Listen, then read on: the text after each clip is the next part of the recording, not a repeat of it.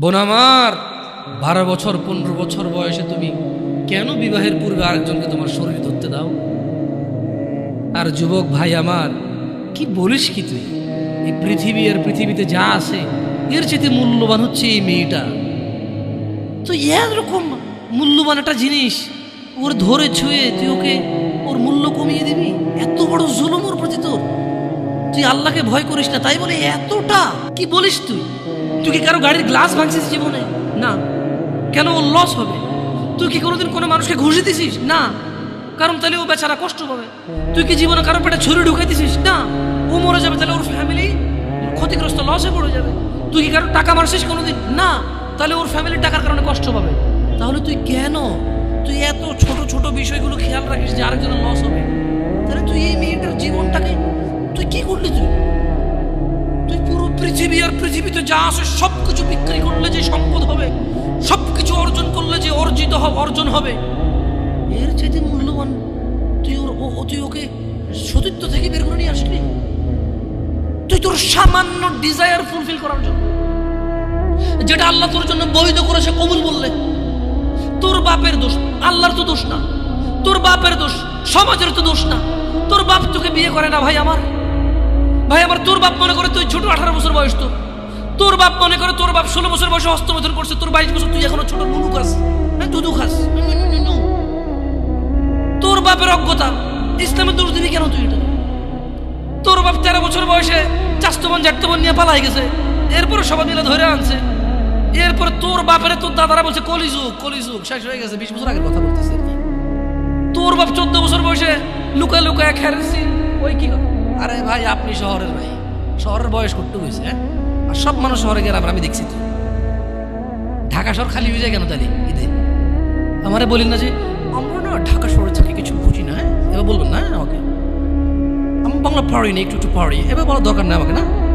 আমরা জানি আপনার সব মানুষই গ্রামে, ঢাকা শহর ঈদ হলে সব খালি হয়ে যায়, ওই যায় না, হ্যাঁ? তো তোর বাপ ওই যে এখন কেউ বলে না যে সুপারি বাগান চেনেন না, ওই যে খেরের চিন, এগুলো বোঝেন না, বললেন না আমার যে জামশেদ ভাই যে কনটেক্সটে কথা বলার বুঝে আসবে, হ্যাঁ? একটু শিখে তো বলার দরকার নেই, কেমন? আমি জানি আপনি বোঝেন না, বোঝার ভান করার দরকার। আচ্ছা, তো তোর বাপে 14 বছর বয়সে এই বাঁশবাগান আশবাগানে যে জেনায় লিপ্ত ছিল, তোর বয়স 25, কয় এখনো ছেলেটা বড় হয়নি। দোষ ইসলামের এখানে? তোর বাপের, তোর জান্নাতের প্রতি পরোয়া নেই, তোর টাকার প্রতি পরোয়া আছে। তোর বাপ তোর জান্নাত সেট করতে চায় না, তোকে নাকি ভালোবাসে। তোর বাপ তোর ইজ্জতের পরোয়া করে না, তোকে নাকি ভালোবাসে। তুই নাকি ভালো মানুষ, পৃথিবী আর পৃথিবীর সবচেয়ে সম্পদশালী জিনিসটাকে শুধু একটা এই মুখে মুখে চুমু দিয়ে একটা ওই যে এভাবে ছবি তুলেছে, এভাবে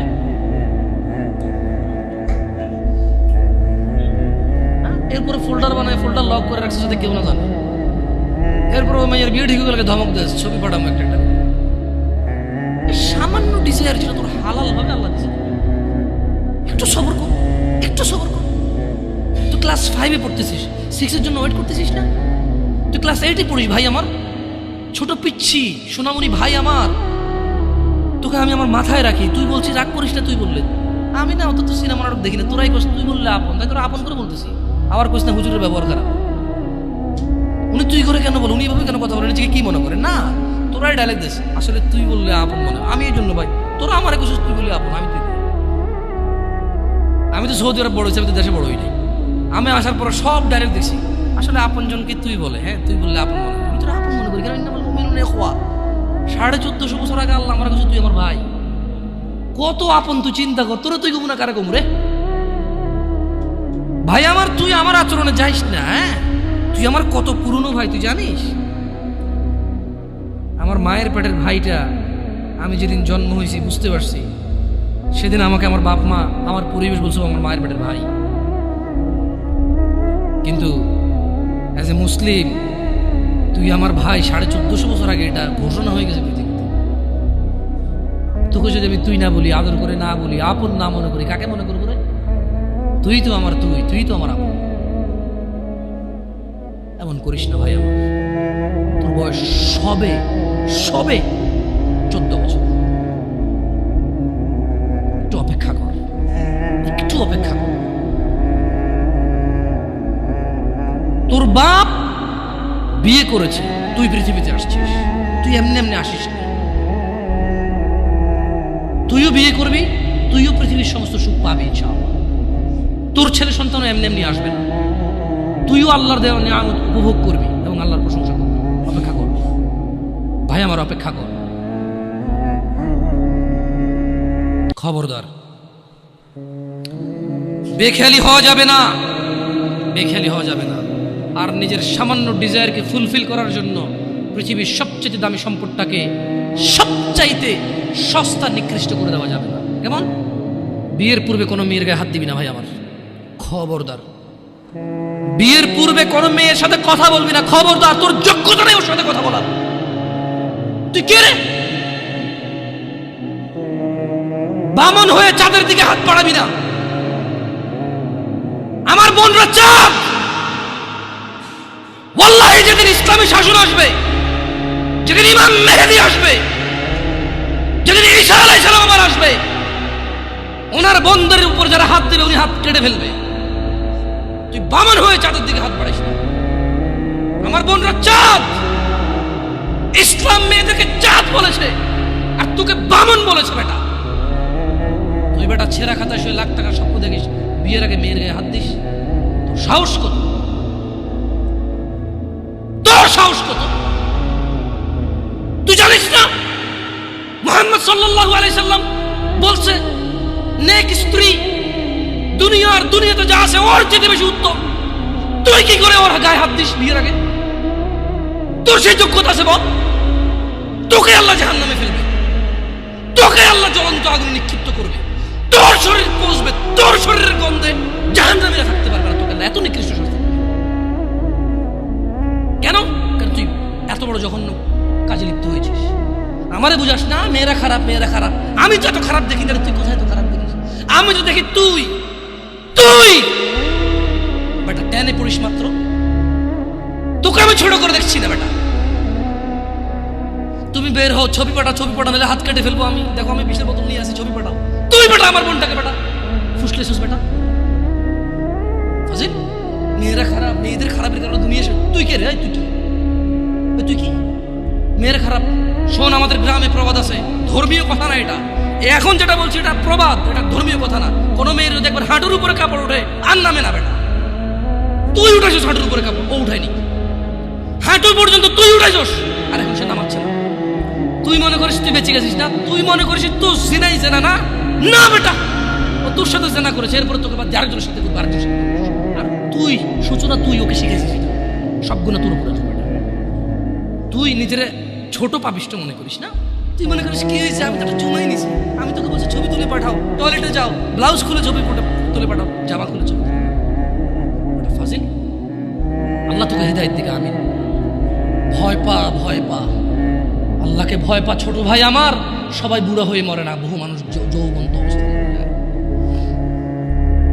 ছোট ভাই আমার, তোর ঘরেও বোন আছে, ভয় পা, আল্লাহকে ভয় পা। তুই এত বড় অপরাধে লিপ্ত হইস না। তুই মেয়েদের হাঁটু পর্যন্ত কাপড় তুলিস না, খবরদার, খবরদার, তুই এটা করিস না। মানুষ তো বেশি নাই, তারপর আলহামদুলিল্লাহ সবাই যেহেতু ঘরোয়া পরিবেশে। বলেন তো কোনো মেয়ে, আপনার বয়স তখন 16 বছর ছিল আর কি। আচ্ছা যান, কোনো একটা 14 থেকে 18 বছরের মেয়ে আপনাকে বলছে চলো আমরা একসাথে থাকি, বলে 1 লাখ একটা পাবি না, 1 লাখ। আমি বলে দিচ্ছি, চ্যালেঞ্জ হলে আসিও, তুমি প্রমাণ করে দিও। মেয়ে কি বলো? মেয়েরা প্রেম হারাম ইসলামে, ইসলামী বিয়ের পূর্বে সম্পর্কই হারাম। কিন্তু এর মধ্যেও কোনো মেয়ে ছেলেকে বলে না কিস করো, আমাকে একটা তোমার লুঙ্গি খুলে ছবি পাঠাও, বলে না। প্রত্যেকটা ছেলে বলে, প্রত্যেকটা ছেলে বলে, এভরি সিঙ্গেল ছেলে বলে।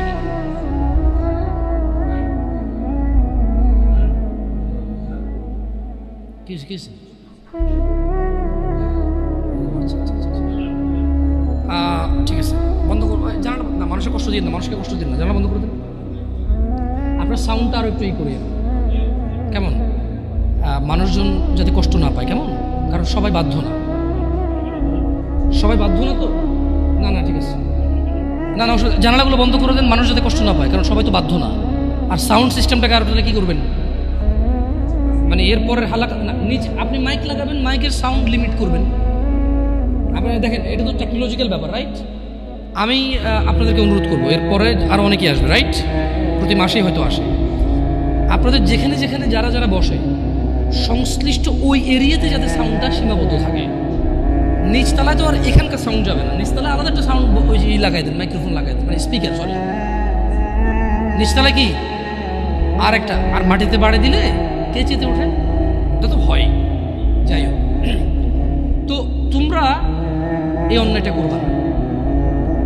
আর যদি তোমাদের মনে হয় যে না, তোমাদেরকে কোনো 16 বছরের 17 বছরের যুবতী মেয়ে বলছে যে মানে আজে বাজে অফার করছে, আমাকে বলিও। আমার ফেসবুকে তো জানাই আছে না, আমাকে বলে ভাই ভাই ভাই এক আজব ঘটনা ঘটে গেছে ভাই, 16 বছরের মেয়ে আমাকে বলতেছে আজে বাজে কথা। না, মনে রাখবা, তোমরা যারা মেয়েদেরকে এত বিচ্ছিরিভাবে ফেসবুকে কমেন্টস করো না, খারাপকে খারাপ বলবো এটা আমি জানি, খারাপকে খারাপ বলতে হয়, কিন্তু তুমি মনে রাখবা তোমার মতো আমার মতো কোনো ছেলে দায়ী এটা। কারণ আমার মনে হয় না কেউ প্রুভ করতে পারবে যে কোনো বিবাহ হয় নাই এমন মহিলা ছেলেদেরকে আজে বাজে প্রস্তাব দেবে, আমার মনে হয় না। হ্যাঁ, বিবাহের পূর্বে দিতে পারে কারা, যাদেরকে 12 বছর 13 বছর থাকা অবস্থায় তাদেরকে তাদের বয়ফ্রেন্ডরা আজে বাজে পথে নিয়ে চলে গেছে, সেটা ডিফারেন্ট ইস্যু হতে পারে। বাট নর্মালি যে কোনো ছেলে যে কোনো মেয়ের সাথে পরিচয় হলেই কিন্তু আজে বাজে প্রস্তাব দেওয়া শুরু করে। আল্লাহ আমাদেরকে বোঝার তৌফিক দান করুন। আর যুবক ভাইরা আমার, মনের দাসত্ব করা যাবে না। আল্লাহ সুবহানাহু ওয়া তাআলা কোরআনুল কারীমে বলছেন, ওয়ামা উবাররিউ নাফসি, সূরা মানে ইউসুফ আলাইহিস সালামের এই ঘটনাটা আমাদের জন্য খুবই প্রয়োজনীয়। কেন?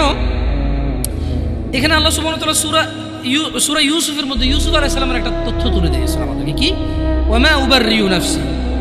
ইউসুফ আলাইহিস সালাম বললেন, আর আমি নিজেকে নির্দোষ মনে করি না। ইউসুফ আলাইহিস সালাম কি বললেন? কি বলছে? ওয়ামা উবাররিউ নাফসি, আর আমি নিজেকে নির্দোষ মনে করি না। ইন্নান নাফসা লাআম্মারাতুন বিসসুই ইল্লা মা রাহিমা রাব্বি ইন্না রাব্বি গফুরুর রহিম। তিনি বলছেন যে আমি ইউসুফ আলাইহিস সালাম নিজেকে নির্দোষ মনে করি না। কেননা নিশ্চয় মানুষের নফস খারাপ কাজের নির্দেশ দিয়েই থাকে। তিনি কেন নিজেকে নির্দোষ মনে করে না? তিনি বলছে কারণ মানুষের যে নফস, যে সেলফ আছে, এটা খারাপ কাজের নির্দেশ দিতেই থাকে, কিন্তু সে নয় ইল্লা মা রাহিমা রাব্বি, কিন্তু সে নয় যাকে আমার রব দয়া করেন। তার মানে এই পৃথিবীতে ইউসুফ আলাইহিস সালাম বলতে চাচ্ছেন যে আমি নিজেকে নির্দোষ মনে করি না, তবে ওই লোকটা যাকে আমার রব দয়া করছে, নিশ্চয়ই আমার রব অতীব ক্ষমাশীল। তার মানে যদি আমরা আমাদের হৃদয়কে মানে যদি আমরা চাই যে আমাদের হৃদয় আমাদেরকে জানার দিকে না ডাকুক, নেশার দিকে না ডাকুক, ব্যভিচারের দিকে না ডাকুক, জুলুম অত্যাচার সুদ ঘুষের দিকে না ডাকুক, যদি এটা আমি চাই, তাহলে আমি আমার রবের দয়া প্রত্যাশী হতে হবে এবং নিজেকে এমন কর্মব্যস্ততায় রাখতে হবে যে কর্মফলে রব আমার উপর সন্তুষ্ট হয়ে আমাকে দয়া করবে, এবং সেই দয়ার বদৌলতে আমার হৃদয় বা আমার নফস আমাকে খারাপ কাজের আদেশ দিতেই থাকবে না। আল্লাহ তাআলা কোরআনুল কারীমে আরো বলছেন, ওয়া নাফসিন ওয়া মা সাওয়াহা, শপথ নফসের এবং যিনি তা সুবিন্যস্ত করেছেন তার, ফাআলহামাহা ফুজুরাহা ওয়া তাকওয়াহা, তারপর তাকে তার সৎ কাজের এবং তার অসৎ কাজের জ্ঞান দান করেছেন। একটা জিনিস খেয়াল করে দেখেন, আল্লাহ সুবহানাহু ওয়া তাআলা কি বলছেন? ওয়া নাফসিন ওয়া মা সাওয়াহা, আল্লাহ কসম করতেছে যে শপথ নফসের, মানে যে আমাদের সেলফ ভিতরে যে আমাদের সেলফটা আছে, নফস আছে, আল্লাহ কি করে এটা না, নফসের বাংলা হচ্ছে কি আত্মা, না আত্মা না, খের নফস বুঝছেন আপনারা, কঠিন বাংলাটা জানতে হবে কারো থেকে ভালো, যারা ভালো বাংলা গ্রামার বোঝে। তো আল্লাহ তাআলা বলছেন যে শপথ নফসের, তারপর নফস হচ্ছে কি যে জিনিসটা আমার মানে ব্যক্তি সত্তা আর কি, এটা খুব অপরাধ প্রবণ হয় আর কি ব্যক্তিগতভাবেই। তো তিনি বলছেন যে فألهمها فجورها وتقواها, শপথ ওই নফসের যেই নফসকে আল্লাহ তাআলা সৎ কাজ এবং অসৎ কাজের জ্ঞান দিয়েছেন। তার মানে আমরা বলতে পারবো না যে আমরা যে অসৎ কাজ করি আমরা নির্দোষ, কারণ আল্লাহ তো এটা আমাদেরকে কি দিছে, জ্ঞান দিছে কোনটা ভালো কোনটা খারাপ। কদ আফলাহা মান যাক্কাহা, সুতরাং সেই সফল কাম হয়েছে যে নিজেকে পবিত্র করেছে। ওয়া কদ খাবা মান দাসাহা, আর সেই ব্যর্থ হয়েছে যে নিজেকে কলুষিত করেছে। আল্লাহর সফলতা মানে হচ্ছে যে জান্নাতে গেছে তাকে আল্লাহ সফল বলেছে, যে জাহান্নামে যাবে তাকে আল্লাহ ব্যর্থ বলে। কেমন? এখানে সফলতা মানে পরীক্ষায় পাস না, অধিক উপার্জনের অধিকারী হওয়া, অনেক বেশি রিজিক থাকা, 2-3টা বিয়ে করে ফেলা, গাড়ি বাড়ি থাকা, ভোটে দাঁড়িয়ে পাশ হয়ে যাওয়া, অথবা এলাকার মসজিদের সভাপতি হয়ে যাওয়া সফলতা বলে না। আল্লাহ সুবহানাহু ওয়া তাআলা যখন কোনো সফল কাম কাউকে বলে আল্লাহ এটা মিন করে, এবং এটাই মূল উদ্দেশ্য যে সফল মানে হচ্ছে জান্নাতি। সফল মানে কি? যে লোক জান্নাতে যায় নাই সে সফল হয় নাই, যে লোক জাহান্নামে গেছে সে সফল হয় নাই, সে ক্ষতিগ্রস্ত হয়ে গেছে। কেমন? এইটা আমাদেরকে খেয়াল রাখতে হবে আমার ভাইয়েরা। আমাদের নফসের প্রতি আমাদের দুর্বলতা থাকবে, এটা ন্যাচারাল বিষয়। তবে যে হৃদয়কে আল্লাহ ভালো এবং মন্দের জ্ঞান দিয়েছে, এটা দিয়ে যদি আমরা আল্লাহর রহমতের কামনা করি তাহলে আমাদের এই কুপ্রবৃত্তি থেকে আমাদের রেহাই পাওয়ার কি আছে, সুযোগ আছে। জুয়া একটা সময় ছিল কি মনে হয় এভাবে কার্ড দিয়ে এভাবে যারা খেলতো তাদেরকে জুয়া বলতো, মেবি ওইটাই একমাত্র জুয়া বলে মানুষ জানতো, যেখানে মানুষ হয়তো নিঃস্ব হয়ে যেত। কেউ ইভেন কেউ এরকম আছে যে বউ পর্যন্ত দিয়ে দিচ্ছে বাজিতে, যে এরপরে হারলে কি। আসলে বিবেক বুদ্ধি বিকৃত হয়ে যায়। তো আপনি এখন বলতে পারেন যে জামশেদ ভাই কি বলেন, কোনো মানুষ কি তার বউকে আরেকজনকে দিয়ে দেবে জুয়া খেলে, এরকম নিচে নামবে? আরেকজনের বউকে, লোক নিজের বউকে জুয়া খেলতে দিচ্ছে। কত মানুষ, কত বাপ মা আছে জানে মেয়ে এখানে চাকরিতে গেলে, ওখানে গেলে, এখানে গেলে মেয়ে হয়তো অবৈধ কর্মে মেয়ের অনিচ্ছা সত্ত্বেও হয়তো ট্র্যাপে চলে আসতে পারে, হয়তো মেয়ে ওই রকম সিচুয়েশনে পড়ে যেতে পারে যে সে তার মানে যে তার ইজ্জত আব্রু রক্ষা করতে পারবে না। তারপরে তো বাপ মা এগ্রি করতেছে, আপনি স্বামীর কথা কেন বলতেছেন? সে জুয়া খেলতেছে এই জন্য না। বাপ অনেক ক্ষেত্রে অনেক বাপ মা মনে করে যে চোখে উন্নতি করতে হলে অনেক কিছু করা লাগে, এটা বলে। আবার হয়তো বাপ মা তো মনে এরকম আসে না, হয়তো নিজের ছেলে সন্তান তো পিওর মনে করে সবসময়। কেমন মানে ছোটবেলা থেকে একদম ছোট থেকে পালে না, ইনোসেন্ট থাকে তো। আর আসলে বাপ মা তো ছেলে সন্তানের খারাপ যে জানাবে বিচারের বিষয়টা তো আসলে বুঝায় স্বাভাবিক।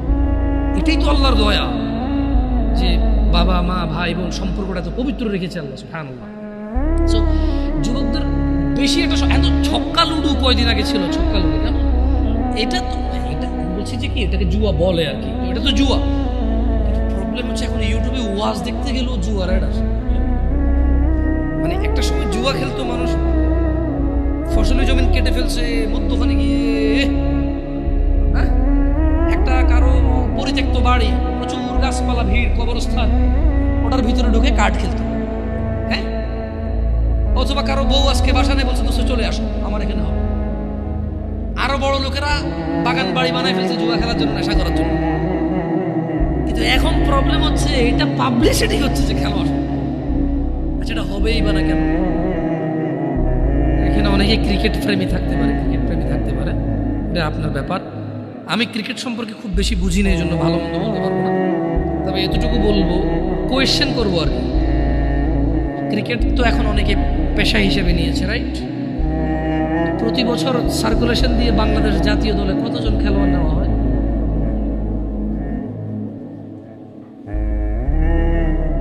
100 মনে হয় না।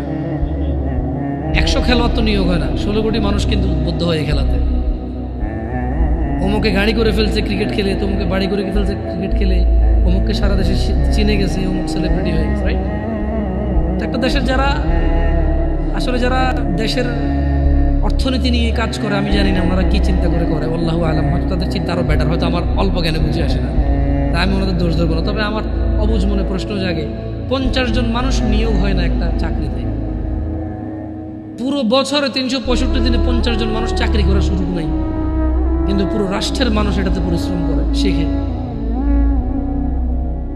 আর তুমি বলবো যে ভাই খেলাধুলা এটা আসলে মনকে তৃপ্তি দেয়, এটা যদি শুধুই এক্সারসাইজ আর টাইম পাস হইতো তাহলে এত সিরিয়াসলি কেন পোলাপান স্কুল কামাই করে এটা খেলে?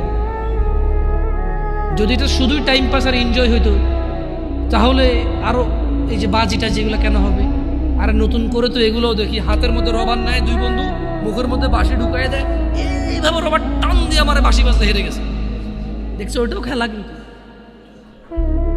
তো খেলা তো বহু। আমরা ক্রিকেট খেলাকে যখন আমরা অত প্রমোট করি না, বা ক্রিকেট না যত খেলা যেটা 10-12 জনে খেলে এদের এক্সারসাইজ হয়, বাকিরা শুধু ঘন্টার পর ঘন্টা ওয়েস্ট হচ্ছে। আমি ক্রিকেট বলবো না কারণ আমার দরকার নেই নাম দেওয়ার, আসলে খেলা অনেক রকম হইতে পারে। মানে আমরা যখন এই জিনিসগুলোকে আমি বলবো যে যখন মানে এটাকে যখন আমরা প্রমোট করি না, অনেকে ভুল বোঝে যে আমরা সেকেলে মানুষ বুঝি না, ওরা একটু টাইম পাস করে না। এটা শুধু টাইম পাস হলে এরকম বলতাম না। আমাদের আপত্তি লাগে কোন জায়গাগুলোতে, যখন 11 জন বা 20 জন 22 জনে খেলে, 11 কোটি 20 কোটি মানুষ পুরো পৃথিবীতে যখন ইন্টারন্যাশনাল ভাবে হয়, তখন বিলিয়ন্স মানুষ যখন বসে বসে এটা 1 ঘন্টা দেখলে 1 বিলিয়ন ঘন্টা, 24 ঘন্টায় একদিন অফিসিয়াল ডিউটি মানুষের 8 ঘন্টা, তাহলে কত লক্ষ কোটি শ্রম বাজার নষ্ট হয়েছে। 8 জন মানুষ যদি 1 ঘন্টা দেখে, একজন মানুষ একদিন কাজ করলে যা উপার্জন করে রাষ্ট্র সমৃদ্ধ।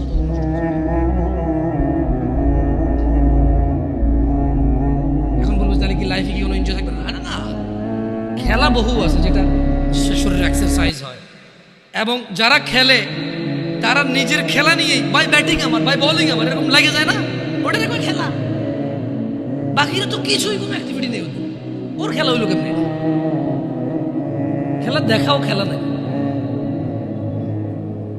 আল্লাহ আমাদেরকে বুঝে তৌফিক দান করুন। দেখুন জুয়া, আপনি যে আগামী 2030-35 সালের মধ্যে যাদের বয়স 25-30 হতে পারে, আল্লাহু আলাম, কঠিন হয়ে যাবে জুয়া যে হারাম এটা বোঝা। 1 নাম্বার কঠিন হবে এটা। 2, কোন রকম যদি বুঝাইতে কোরআনের আয়াত দিয়ে যে জুয়া হারাম, তাহলে ও যে ব্যাটিং করতেছে, বেট করতেছে, বাজি ধরতেছে, ওইটা যে জুয়া, এটা আপনি বুঝে দেবেন। আপনি কি আজকের যুগে কাউকে বুঝাইতে পারেন ব্যাংকে চাকরি সুদ হারাম? বলেন না, আপনি কোন ভাই, কে আপনি ভাই? আসেন আমার সামনে আসেন, যে আপনি মহান, আপনি বুঝাই দিয়েছেন একজন কাউকে যে এটা হারাম, আর সে ছেড়ে দিয়েছেন। হাতে গোনা ইল্লাম আয়সা। আজকের দিনে সুদী ব্যাংকে উপার্জনকে যেমনটা হারাম প্রমাণ করা সো টাফ হয়ে গেছে। 2030-35 সাল যেভাবে চলতেছে, যদি এভাবে চলে, যেভাবে ইউটিউবে অ্যাডভার্টাইজ আসতেছে, মনিটাইজেশন করে যে অ্যাড দিচ্ছে গভর্নমেন্ট, মানে যারা অ্যাডে টাকা কামাচ্ছে, ওই বেটা অ্যাড ওখান থেকে টাকা পাওয়ার জন্য বা অ্যাড দেওয়ার জন্য তার নাম, ঠিকানা, আইডি, বিজনেস ট্রেড লাইসেন্স এগুলা না দিলে তো অ্যাড দেওয়ার অথরিটি পায় না সে ফেসবুকে বা ইউটিউবে। আপনি মনে করেন যে আপনি একটা কোম্পানি চালান, এটা আপনি অ্যাড দিবেন ফেসবুক ইউটিউবে, তো যাদের থেকে আপনি ডলার নিয়ে অ্যাড দিবেন তাদেরকে আপনার নাম, আইডি কার্ড, আপনার ঠিকানা, আপনার ট্রেড লাইসেন্স, ট্রেডমার্ক, আপনার গভর্নমেন্টের অমুক অনুমতি, গভর্নমেন্ট থেকে তুমুক অনুমতি, এসব আছে কিনা সব জমা দিবেন, তারপরে সে আপনাকে অ্যাকাউন্ট দিবে, অ্যাকাউন্ট থেকে আপনি অ্যাড চালাবেন। তো এই যে জুয়ার যে বেটিং এর অ্যাডগুলো হয়, হ্যাঁ টেকনোলজি যেহেতু অনেক উন্নত, গভর্নমেন্ট এক এক দেশের এক এক রকম পাওয়ার রাখে, দেখা যাচ্ছে অনেকে বিদেশ থেকে এগুলো ছাড়ে। হ্যাঁ, তখন তো আর আসলে বাংলাদেশ সরকারের কিছু করার থাকে না, থাকে। আমি বলতেছি না যে কি করার, আমি বলছি যে কত আসলে হারাম পথের যে কত পথ আছে, আমি বুঝি দিদি বোনরা ওরা বুঝবে কিনা যেগুলো আমি বুঝতেছি না, আউট অফ কনটেক্সট কিনা, বাট এটা কিন্তু রিলেভেন্ট কথা। যে যদি গভর্নমেন্ট এই জুয়ার অ্যাড নিয়ে কাজ না করে, যদি বাবা মা এই জুয়ার বেটিং এর অ্যাড, মানে বাজি ধরার অ্যাড গুলো যদি বন্ধ না করে, তাহলে 30-35 সালে আজকের দিনে আপনি যেমন বুঝাইতে পারেন না যে ব্যাংকে উপার্জন করলে সুদী উপার্জন হলে এটা হারাম, আপনি যেমন বুঝাইতে পারেন না আগামী 35 সালে আরো বেশি লাগতে পারে, আগেও হয়ে যেতে পারে, আমি তো আর গণক না যে কয়ে দেবেন, এটা আন্দাজ করে বলা আর কি, এটা তো একদম অ্যাকুরেসি নাই এটা। কেমন যদি এটা হয় তাহলে জুয়া হারাম মাইনা নেবে সবাই, কিন্তু বাজি ধরা যে জুয়া কেউ মানবে না। ওয়াল্লাহি আমার ভয় হয় প্রত্যেক মুসলিম সুদ হারাম মেনে নেয়, ব্যাংকে সুদী ব্যাংকে কাজ করলে যে সুদ হয় কেউ মানে না। আজকে যদি এগুলোকে না থামানো হয়, আমরা যদি আমাদের ছেলে সন্তানকে না বুঝাই, ভাই বোনদেরকে না বুঝাই, তাহলে জুয়া খেলা হারাম আমরা বুঝাইতে পারবো, কিন্তু বাজি ধরা যে জুয়া এটা আমরা বুঝাতে অক্ষম হই। আল্লাহ আমাদেরকে বোঝার তৌফিক দান করুন। আল্লাহ তাআলা কোরআন কারীমে বলছে, ইয়া আইয়ুহাল্লাযীনা আমানু, হে তোমরা যারা ঈমান এনেছো, ইন্নামাল খামরু ওয়াল মাইসির ওয়াল আনসাব ওয়াল আজলাম রিজসুম মিন আমালিশ শাইতান ফাজতানিবুহু লাআল্লাকুম তুফলিহুন। হে মুমিনগণ, তার মানে এখানে স্পেশালি যারা দাবি করে যে আমি মুসলমান তাকে বলা হচ্ছে, তুমি কি মুসলমান? তাহলে শুনে নাও, এই কাজগুলো তুমি করতে পারবে না। কোন কাজগুলো করতে পারবে না? তুমি যদি মুসলমান হইতে হয়, এগুলো হচ্ছে কি? ইন্নামাল খামরু ওয়াল মাইসির ওয়াল আনসাব ওয়াল আজলাম রিজসুম মিন আমালিশ শাইতান। নিশ্চয়ই নেশা জাতীয় দ্রব্য, এবার এটা হতে পারে ইয়াবা, ফেন্সিডিল, হিরোইন, গাঁজা, সিগারেট, যেটা নেশা হয়। কেন আমি তো আর সব কিছুর নাম জানি না, ডিফারেন্ট ডিফারেন্ট নামই আসতে পারে। লিকুইড হতে পারে, পাউডার হতে পারে, ভাত দিয়ে খাই হতে পারে, পানিতে গুলা খাই হতে পারে, চাবায় চাবায় খাই, চুষে চুষে খাই, যেমনি খাই খাই হইতে পারে, অথবা কেউ গ্রান নিচ্ছে। কেমন যেভাবেই খায়, যেটা নেশা, যেটা কি নেশা।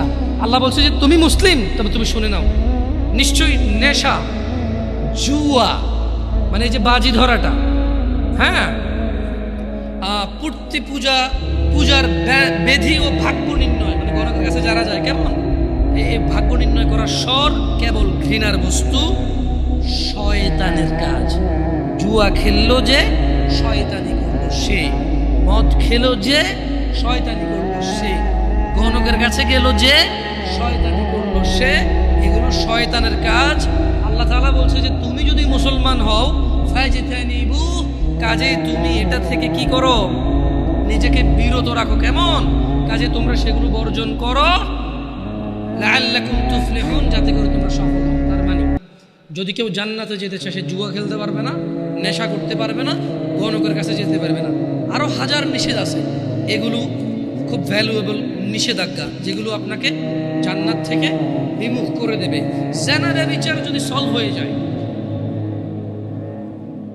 আমি বরঞ্চ বয়স্কদের চাইতে যুবকদের অপরাধ কম দেখি। আমি পার্সোনালি বয়স্কদের চাইতে যুবকদের অপরাধ কম দেখি, কিন্তু এই বয়স্ক অপরাধীগুলাই যুবক অবস্থায় ভালো ছিল। আজকের এই যুবক ভালো ছেলেগুলাই বয়স্ক হয়ে খারাপ হয়ে যাচ্ছে। আমি শুধু ইয়াংদের মধ্যে জেনার প্রবলেমটা বেশি পেয়েছি, আর নেশা জেনার। কিন্তু যারা মিডল এজ, তারা ঘুষ খায়, জাগা জমি নিয়ে মিশা কথা কয়, কাজকর্মে ফাঁকি দেয়, মা বাপের সাথে প্রচুর অবহেলা এবং প্রচুর ইগনোর করে বাবা মাকে। নিজের উপার্জনটা শুধু নিজের মনে করে, বউ আর বাচ্চার মনে করে, বাপ মায়ের মনে করে না। বাপ মাকে ভাগ করে দেয়, যে 4 ভাই আছি, আমি কেন একা করব? তোমার মেয়ে শহরের ওই ফ্ল্যাট পাইছে, আমি কি একা পাইছি? এটা আমি যুবকদের চাইতে মিড এজ এবং বড় এজের পুরুষদের অপরাধ বেশি দেখি। আল্লাহি, আমার যুবক ভাই এবং যুবক বোন, এরা যদি নিজেকে জিনা থেকে সরাই নিয়ে আসতে পারে, সুবহানাল্লাহ সুবহানাল্লাহ, ওরা পৃথিবীর উন্নত চরিত্রের অধিকারী হতে পারবে। কারণ ওরা এখনো ঘুষ খাওয়ার সুযোগ আসে নাই, খায় না। যে নিজেকে জিনা থেকে বাঁচাবে, সে ঘুষ থেকেও বাঁচাবে। সিম্পল কথা না? দেখো যুবক ভাইরা আমার, আমাদের রব বলেছেন মুহাম্মদ সাল্লাল্লাহু আলাইহি ওয়াসাল্লামকে, কুল, হে নবী বলে দিন, ইন্নামা হাররামা রাব্বিয়াল ফাওয়াহিশ, নিশ্চয়ই আমার রব হারাম করেছে অশ্লীলতাকে, মা যাহারা মিনহা ওয়া মা বাতান, যা প্রকাশ্যে এবং গোপনীয়তায়। মানে যেটা তুমি ফেসবুকে প্রেমিকার ছবি ছেড়ে দাও, বা যেই মেয়ে নিজেই নিজের ছবি ছেড়ে দেয়, বা যেই ছেলে তার মা বা বউয়ের ছবি ছেড়ে দেয়, মানে এইগুলো প্রকাশ্য অপরাধ। যে কোনো কর্নারের দোকানে তালতলা, আমতলা, জামতলাতে গিয়ে একদম জনসম্মুখে বসে বসে সিনেমা নাটক দেখে, ওটা হচ্ছে প্রকাশ্য অপরাধ, প্রকাশ্য অশ্লীলতা। যে বসে বসে নিজে মোবাইলে দেখে, এটা হচ্ছে গোপনে অপরাধ, গোপনে অশ্লীলতা। তো আল্লাহ তাআলা বলছেন যে হে নবী, আপনি বলে দিন, নিশ্চয়ই আমার রব নিষেধ করেছেন এমন অশ্লীলতাকে, যেটা প্রকাশ্যে এবং যেটা অপ্রকাশ্যে বা গোপনে। ওয়া আন তাকুলু আলাল্লাহি মা লা তা'লামুন, আর তিনি নিষেধ করেছেন, হারাম করেছেন আল্লাহ সম্বন্ধে এমন কিছু বলা যেটা সম্পর্কে তোমার কোনো কি নেই, ধারণা নেই।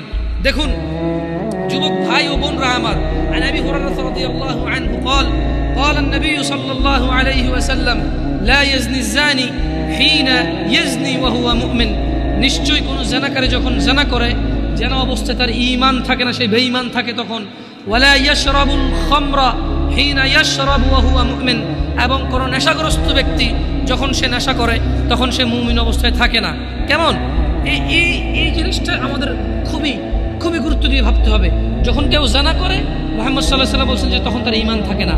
যখন কেউ নেশা করে, গাঁজা টানে, গাঁজা, হ্যাঁ, যখন কেউ গাঁজা টানে, যখন কেউ মদ পান করে, তখন তার ঈমান তার সঙ্গে থাকে না। এইটা খুবই বিপজ্জনক সিচুয়েশন। ওই অবস্থায় যদি কেউ মারা যায় তাহলে সেই একেবারে সোজা ঈমান ছাড়া মরে গেল। আর যে ঈমান ছাড়া মরে গেল তার হিসাব ছাড়া জাহান্নাম হয়ে যাবে। যে ঈমান ছাড়া মরে গেল তার হিসাব ছাড়া জাহান্নাম হয়ে যাবে। যে ঈমান নিয়ে মরল তার হিসাব হয়ে ফয়সালা হবে। যে ঈমান ছাড়া মরে গেল, বেঈমানের হিসাব একটাই, সে জাহান্নামী। যে আল্লাহ এবং তার রাসূলের প্রতি ঈমান রাখে না, আখিরাতের প্রতি ঈমান রাখে না, যে বেঈমানি করে আল্লাহর সাথে, তার বিধান হচ্ছে সে চিরস্থায়ী জাহান্নামী হয়। কেমন? এটা খুব ইম্পর্টেন্ট এই হাদিসটার ব্যাপারটা। ওয়ালা ইয়াসরিকু হিনা ইয়াসরিকু ওয়া হুয়া মুমিন, কোন চোর চুরি করা অবস্থায় ঈমানদার থাকে না। ঘুষখোর যখন ঘুষ নেয় তার ঈমান চলে যায়। ঘুষখোর যখন ঘুষ নেয় তখন তার ঈমান থাকে না। কাউকে বাধ্য করে কারো ট্রাক থেকে মাল নামায় ফেলে, যে ট্রাকের ড্রাইভার যখন 13 লিটার তেল 2 লিটার বের করে চুরি করে 11 লিটারের স্লিপকে যখন 13 লিটার লেখে, তখন তার ঈমানটা চলে যায়। ওই অবস্থায় সে মুমিন থাকে না।